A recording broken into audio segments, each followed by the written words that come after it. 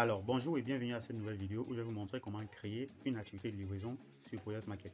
Alors, pour info, Project Market est une marketplace, un réseau social e-business où vous pouvez vendre, proposer vos services, vos formations et mettre en location vos biens, ainsi de suite.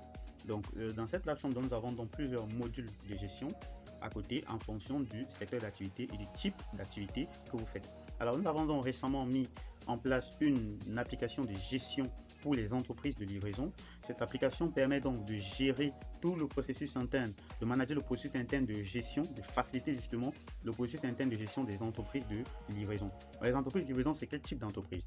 C'est ces entreprises-là qui travaillent avec des vendeurs ou des fournisseurs, des partenaires commerçants qui font des ventes soit en ligne, surtout qui font des ventes en ligne surtout, et n'ont pas la possibilité de livrer facilement et rapidement les produits qu'ils vendent à domicile. Donc ce qu'ils font, c'est qu'ils vont confier leurs produits ou les livraisons de leurs produits à des entreprises qui vont donc se charger de livrer ces produits-là.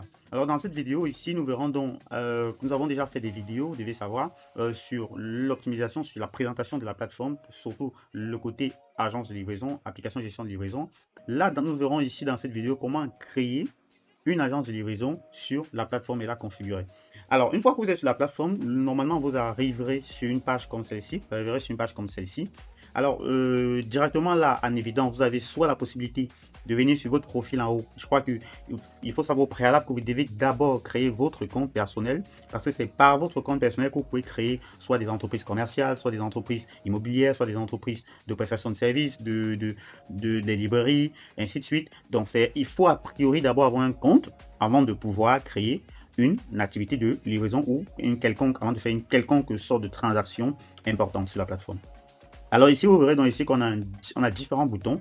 Au niveau du menu de votre profil, vous avez devenir livreur, vous avez créé une activité, vous avez créé une activité de livraison. Alors créer une activité, c'est pour des activités de vente, des activités commerciales, immobilières, prestation de services et autres.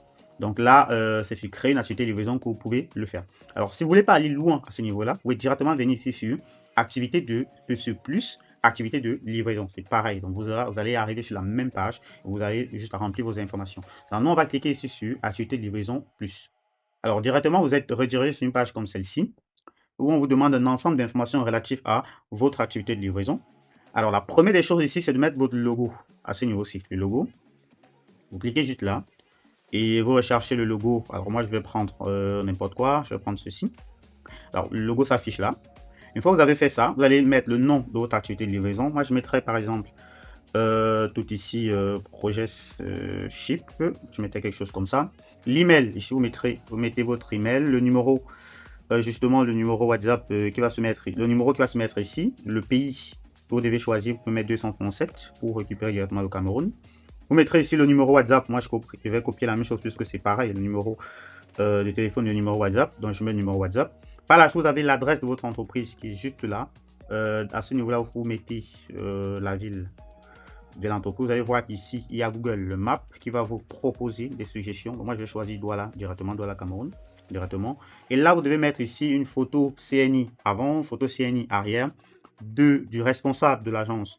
Donc ici, ça c'est pour pouvoir valider votre agence de livraison plus tard, mais c'est pas nécessaire. Donc c'est bien de le mettre, mais si vous n'avez pas directement, si vous n'avez pas accès directement à ces informations-là tout de suite, vous pourrez mettre une autre photo, n'importe laquelle. Donc par la suite, vous pourriez, c'est vrai qu'en mettant une quelconque autre photo, après il y aura vérification. Lors de la vérification, on va vous renvoyer un message d'erreur dans votre profil de l'agence, dans votre activité de livraison pour vous dire que la photo que vous avez fournie, elle n'est pas bonne, il faut fournir une nouvelle pour la validation de votre agence de livraison.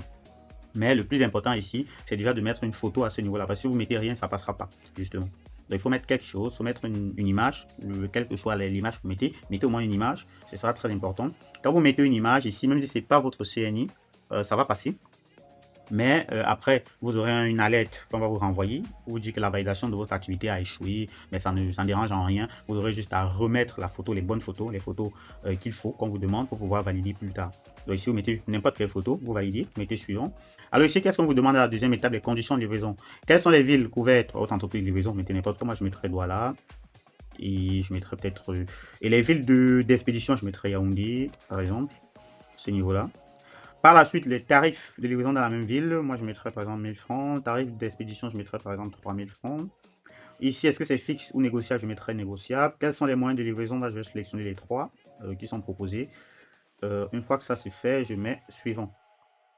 Et si on me demande ici, est-ce que votre agent de livraison recrute ou pas, justement?